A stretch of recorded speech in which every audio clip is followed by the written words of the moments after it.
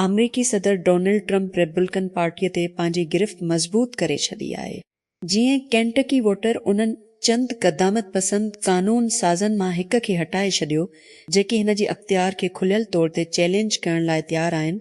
Congress member Thomas मीसी जी शिकस्त जंहिंजी अॻिती कई वई। US न्यूज़ नेटवर्कनि बशमूल NBC ऐं CNN तक़रीबन 2 कलाक पुलिंग बंदि थियण खां पोइ अङारे ते रिपब्लिकन सफ़नि में इख़्तिलाफ़नि खे सज़ा ॾियण लाइ ट्रंप जे मुहिम में हिक ॿिए फतह जी निशानदी करे थी। चीन जे सरकारी मीडिया रिपोर्टनि मूजिबि बीजिंग में चीनी सदर शी जिनपिंग ऐं रूसी सदर व्लादिमीर पुतिन विच में मुलाक़ात शुरू थी वई आहे।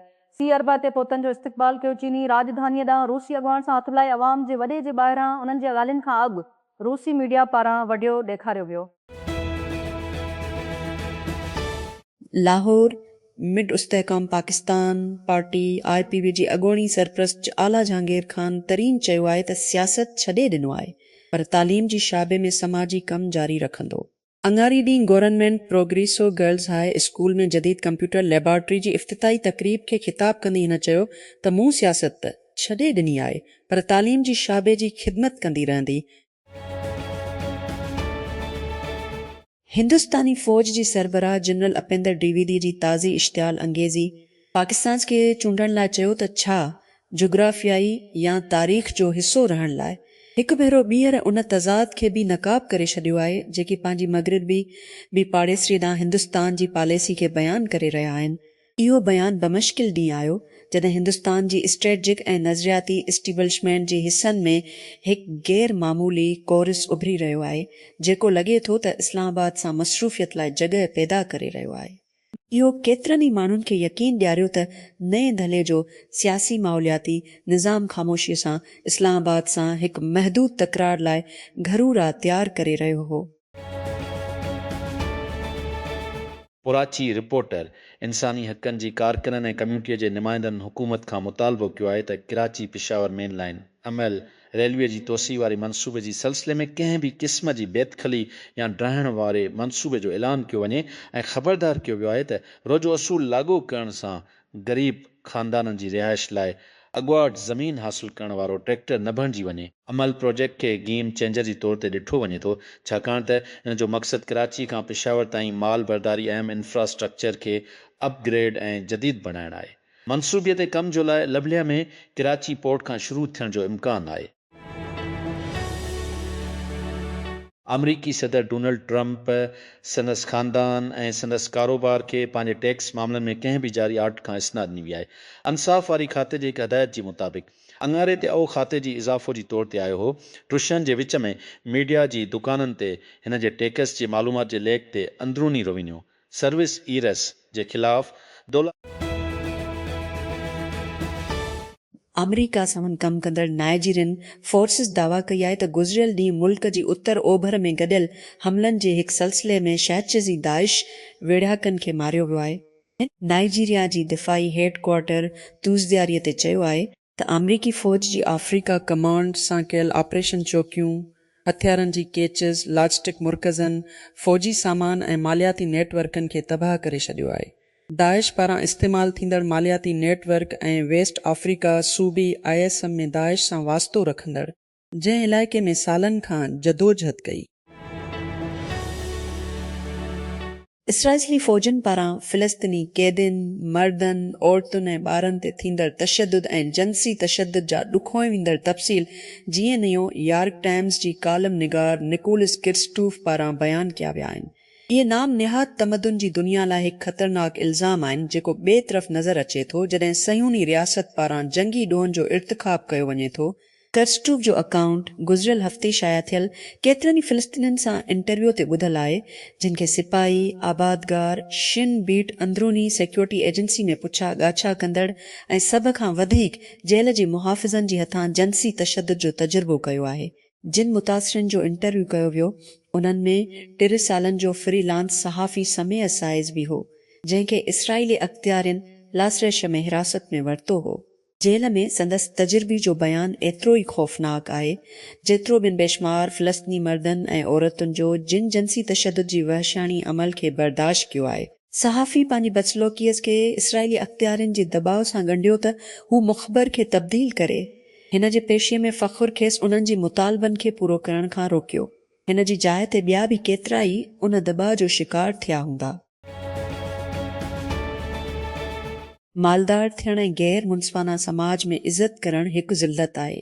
कंफ्यूशियस मां अक्सर सोचींदो आहियां त जेकॾहिं मूंखे कॾहिं पाकिस्तान जी कंहिं सोल एज़ाज़ सां नवाज़ियो वञे न त मां पाण खे उन जी लाइक़ु सम्झां त छा मां उन खे क़बूल कंदुसि।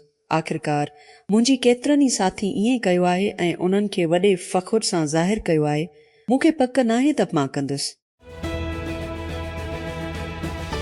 हिंदुस्तानी वज़ीर आज़म नरेंद्र मोदी जे प्रेस सां ॻाल्हि ॿोल दौरान सवाल न खणण जो जज़्बो नारवी में सहाफ़ियुनि सां सुठो न थियो, जेके दूरो कंदड़ माज़िज़ खां सवाल करणु चाहींदा हुआ। मिस्टर मोदी 6 ॾींहं जी 5 मुल्कनि जी दौरे ते आहे। सोमवार ते ओस्लो में पहुतो आहे। 10 इंडिया नार्डिक इजलास में शिरकत करण लाइ अमरीकी सीनेट हिकु जंगी ताक़तनि जी करारदाद खे पेश कयो आहे, जेको सदर डोनाल्ड ट्रंप खे ईरान जे ख़िलाफ़ फ़ौजी ताक़त इस्तेमाल तक करण खां रोकी सघे थो।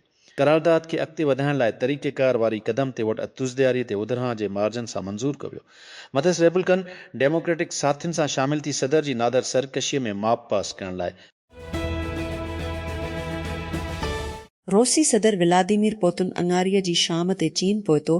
2 ॾींहंनि जी दौरीअ लाइ चीन जी सदर शी जिनपिंग सां ॻाल्हियुनि जो मर्कज़।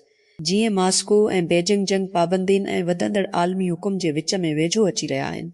पुतिन जो दौरो ॿियो रूबरू मुलाक़ात आहे, जेको हिन सां 1 साल खां बि घटि अरसे में मुनक़िद कयो आहे ऐं ट्रेंशिया जी सुठी पाड़ेसरी ऐं दोस्ताना ताउन जी मुआहदे जी 30 सालगिरह सां ठहिकी अचे थो। उहो मुआहिदो जेको रूस ऐं चीन जे विच में लाॻापन खे बाज़ाब्ता तौर ते ॾहाकनि जी नज़रियाती दुश्मनी ऐं बाहिमी दुश्मनी जी पुठियां। अमरीका उन ॻाल्हि खे यकीनी बणाईंदो त डेमोक्रेटिक रिपब्लिक ऑफ कांगो जी ड्रियाल्ड कप में खेॾण लाइ एबोला सां लाॻापियल दाख़िला जी पाबंदी खे इस्तिस्ना ॾींदे। रियासत जी हिकु सीनियर ऑफिसर जी मुताबिक़ असांखे उमेद आहे त ड्रियालसी टीम वर्ल्ड कप में शिरकत करण जी क़ाबिल थी वेंदी। ऑफिसर पंहिंजो नालो ज़ाहिर न करण जी शर्त ते चयो। क्यूबा जी अॻूणी अॻवान रावल कास्ट्रो ते साल अॻु 2 शहरी जहाज़नि खे मारण में संदसि मुबीना किरदार जे इल्ज़ाम में फ़र्द जुर्म लागू थी सघे थी, जंहिंमें 3 अमरीकी मारिजी विया ऐं अमरीका क्यूबा लाॻापा ख़राब थी विया।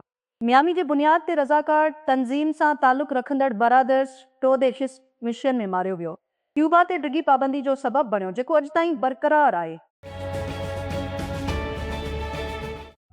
जीअं जे ॾहाके में क्यूबा जी ॿियनि केतिरनि ई माण्हुनि सां गॾु अलीना फर्नांडिस जी फिडेल कास्ट्रो जी पहिरीं यादगिरी टेलीविज़न ते संदसि लातादाद तक़रीरूं ॾिसी रही हुई। मुंहिंजी नसुल टेवे जी अॻियां दुआ कंदी हुई त हिन जी ख़तमु थियणा हुआसीं। हिन सोमवार खे CNN जी हिकु इंटरव्यू में यादि कयो, अहिड़ीअ तरह मां वॾो थियो आहियां। National association for the advancement of people NAC पे कार्रवाई रांदीगर ऐं मदाहनि ते ज़ोर भरियो आहे त अमरीका जी ताक़त खे कमज़ोर ज़ायन ते कमज़ोर करण वारी कोशिशनि खे ॿीहर विरहाइण जी मुखालफ़त में नाम नियाद आउट ऑफ बाउंडर्स मुहिम अंगारे ते शुरू कई वई। कारिन रांदीगरनि उन्हनि जी ख़ानदाननि अॻूणनि शागिर्दनि ऐं मदाहनि खे सॾे थो एथलेटिक ऐं माली मदद खे रोकियो। रियासतनि जी वॾियुनि सरकारी यूनिवर्सिटियुनि मां जेकी ब्लैक वोटिंग जी नुमाइंदगी खे महदूद करणु, कमज़ोर करणु या ख़तमु करणु यूनिवर्सिटियुनि महदूद कनि। बोलिया में हुकूमत मुखालिफ़ एहतजाज वधी विया आहिनि। हज़ारनि माण्हुनि विच में साॼी धर जी सदर रोड्रिगो पास जी इस्तीफ़ा जो मुतालबो कयो आहे। रोड ब्लॉक इंतिज़ामी राजधानी लापास खे छॾे खुराक, ईंधन ऐं दवाउनि जी खोट सोमवार ते हारियुनि शैबे जी मज़दूरनि ऐं मुक़ामी बिरादरी जी मुतहरिक थियण खां पोइ शहर में गॾु थिया। उजरत में वाद, मुआशी अदम इस्तेहकाम ऐं रियासत जी मिल्कियत वारी कंपनी खे प्राइवेट करण लाइ।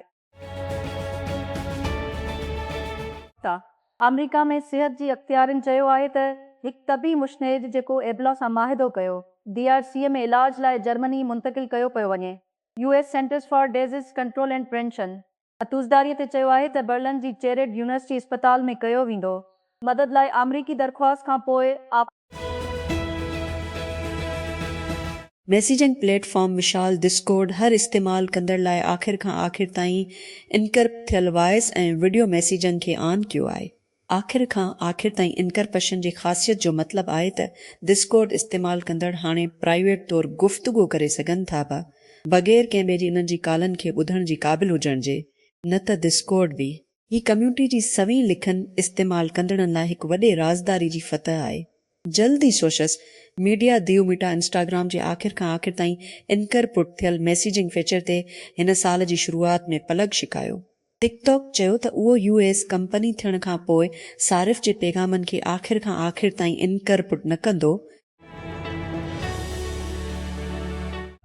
गूगल आयो टम्शन जे कनी नोट ते टेक्नी दियो सर्च में नए एजेंट सलाहियतूं ज़ाहिर कयूं, जिते सार्फ़ीन दिलचस्पी जे उन्हनि ते अपडेट रहण लाइ केतिरनि ई AI एजेंटनि खे ठाहे कस्टमाइज़ ऐं मुनज़म करे सघनि था।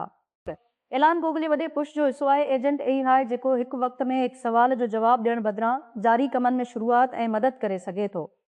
रवायती सर्च टूल जी बरक्स जेके जवाबु ॾियनि था, सिर्फ़ु उन वक़्तु गूगल जा इंफॉर्मेशन एजेंट पस मंज़र में मुसलसिल कमु करण लाइ ठाहिया विया आहिनि। टेन सार्विन खे हर रोज़ साॻे मालूमात जी बार बार ॻोल्हा करण जी खां सवाइ उन्हनि जे मफ़ादनि बाबति बाख़बर रहण में मदद कनि था। गूगल तव्हांजी अनबॉक्स में AI खे फैलाइण ख़तमु न कयो आहे।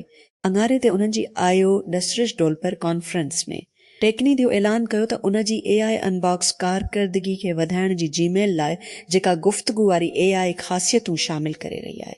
इन जो मतिलबु आहे त तव्हां जीमेल खां पुछी सघो था शयुनि जे बारे में तव्हांजी अनबॉक्स में ॻोल्हा जी इस्तिलाहनि में टाइप करण बदिरां। कंपनीअ जो चवणु आहे त जिमिनी AI पावर्ड फीचर जंहिंखे जीमेल लाइव सॾियो वेंदो आहे, तव्हांजी इनबॉक्स में दफ़न थियल मालूमात खे जल्दी ॻोल्हण में मदद कंदी। गूगल अङारे ते पंहिंजी सालियानी गूगल आयो इवेंट में ऐलान कयो त उहो पिक्स लॉन्च करे रहियो आहे।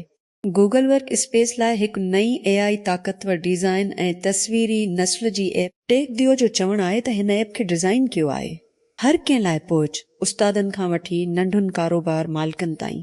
पिक्स सां सारिफ़ सोशल मीडिया ग्राफिक्स ऐं दावतनि खां वठी मार्केटिंग मवाद ताईं सभु कुझु ठाहे सघनि था ऐं सादो टेक्स्ट प्रॉम्प्ट्स इस्तेमाल कंदे बिना कंहिं एडिटिंग जी सलाहियतनि या जदीद औज़ारनि जी सार्फ़िन खे बसरी ठाहिण जो हिकु आसान रस्तो ॾियण सां गूगल ॻोल्हे रहियो आहे मशहूर डिज़ाइन एप्स जहिड़ोक कनवा ऐं गॾोगॾु AI मुक़ामी मुक़ाबलनि जा प्रोडक्ट्स जहिड़ोक क्लॉथ डिज़ाइन फ्रॉम एंथ्रोपिक खिलाए सघिलनि में गूगल जी दाख़िला इशारो करे थी त AI ताक़तवर डिज़ाइन तेज़ीअ सां हिकु बुनियादी मुक़ाबले वारो मैदान बणिजी रहियो आहे, कंहिं बि कारोबार लाइ हक़ीक़ी स्टेक सां जेको बसरी मवाद ते मुनसिर आहे। बर्तानिया जा शहरी उन्हनि केतिरनि ई क़ौमियतुनि में शामिल आहिनि जिन खे जल्दी वीज़ा लाइ दरख़्वास्त ॾियणी पवंदे जेकॾहिं हू थाईलैंड में ऋण ॾींहं खां वधीक रहणु चाहिनि था। उजर मुल्कनि जा सियाह जो लाइ डनिशन खां वठी ॾिण ॾींहं ताईं वीज़ा जी ज़रूरत खां सवाइ घुमण जी क़ाबिल थी विया आहिनि। कोविड पैंडेमिक जे पुठियां मैशत खे फ़रोग़ ॾियण जी हुकूमती कोशिश जी हिसे तौरु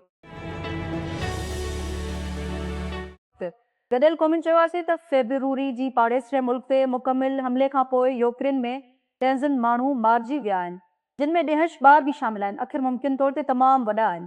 क्योको गोतो यूरोप ऐं विच एशिया जी director of political and peace building affairs गॾियल क़ौमुनि जी सलामती काउंसिल खे अङारो ॾींहुं ॿुधायो। अर्सनल लुशर खां पोइ पहिरियों भेरो प्रीमियर लीग चैंपियन थियण जी तस्दीक कई वई आहे। सिटीअ खे पंहिंजी आख़िरी ॿिनि रांदियुनि खे खटण जी ज़रूरत आहे। उन सां गॾु उमेद आहे त आर्सनल पंहिंजी फाइनल मैच खे फ़तह करण में नाकाम थी, पर अङारो ते शेर ड्रॉ ते मुनक़िद कया विया। अमरीकी सदर डोनाल्ड ट्रंप सहाफ़िन खे पंहिंजी तकरारी व्हाइट हाउस बाल रूम जी तामीराती साइट जी चौधारी घुमण जो इशारो ॾिनो आहे। चयो आहे त उहो हिकु छित जी ड्रोन सल्तनत खे ख़ासि तौर ते गादीअ जी हिफ़ाज़त लाइ ठहियलु आहे। मिकल आर्ता पंहिंजी शक कंदड़नि खे ख़ामोश करे छॾियो आहे। नंढ में विशाल अर्सनल खे जाॻाई। गिनर्स खे बहाल करे इंग्लिश फुटबॉल जी चोटीअ ते आर्सन वींगर जी नाक़ाबिल तसले बख़्श खां साल अर्सनल आख़िरकार आर्टेटा मंसूबे खे दुरुस्त करण लाइ लाइन ख़तमु करे चुको आहे, जेको डुफ्लीअ में हिन जी मुक़ररीअ सां शुरू थियो। जेवरे जी तेज़ी सां एलोन मस्क खे मुक़दमे खे रद्द करण जो फ़ैसिलो ओपन AI ऐं माइक्रोसॉफ्ट जी ॿियनि बाननि जे ख़िलाफ़ कयो वियो। तस्दीक कई त असां कोर्ट में छा ॾिठो, मस्क जो केस हिकु कमज़ोर हो छाकाणि त हिन उन खे फ़ाइल करण लाइ तमामु डिघो इंतज़ारु कयो। गुज़िरियल हफ़्ते बंदि थियण जी दलीलनि खे ॾिसी ओपन AI जी वकीलनि तफ़सीली नुक़्ती बयानु कयो त कीअं क़ानून उन्हनि जी क्लाइंट जे पासे ते हो, जॾहिं त मुदइनि जे टीम सॉम अल्टमन जी वाज़े तौर ते एतबार जी घटिताई ते ध्यानु ॾिनो ऐं कफ़र जो इज़हार त को बि मस्क जे इल्ज़ामनि सां मुतफ़िक़ न थींदो। थे शवर्स तमामु घणो ॼाणे थो ए मेल फिशिंग हमलनि बाबति।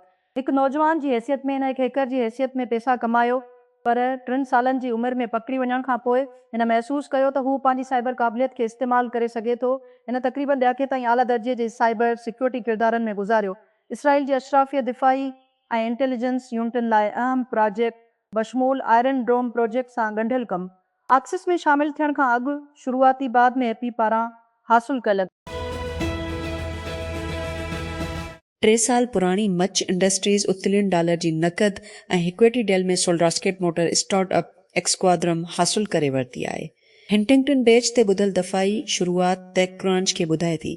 एक्सक्वाड्रम जेको हाणे मार्क एनर्जेटिक्स जी नाले सां तब्दील कयो वियो आहे, मुकमिल तौर ते मच जे अमलनि में शामिलु कयो वियो आहे। उन खे जदीद गैर इंसानी निज़ामनि में हिकु अहम ऐं महदूद अज्जा ते सिधो कंट्रोल ॾेई थो। मामिलो पाण हिकु ख़ुशकिस्मत वक़्त सां शुरू थियो। ॿिए कंपनियूं पहिरियों भेरो गुज़िरियल सेप्टेंबर में ॻंढियूं वयूं, जॾहिं हिकु एक्सक्वाड्रम ग्राहक हिकिम आई 3 जे भर्तीअ वारी वाक़े ते मच नौकर खे ॿुधाइण जो ज़िक्र कयो त कंपनी हिकु मज़बूत रॉकेट मोटर सप्लायर लाइ मार्केट में हुई। तारुफ़ करायो वियो, मच हिकु ग्राहक जी तौर ते आयो ऐं हाणे तक़रीबा 5 महीननि खां पोइ हिन कंपनीअ खे मुकमिल तौर ते हासिलु कयो आहे। उन ई अमल में उठ ॿियनि इम्कानी ख़रीद कंदड़नि खां मथे इहो चवे थो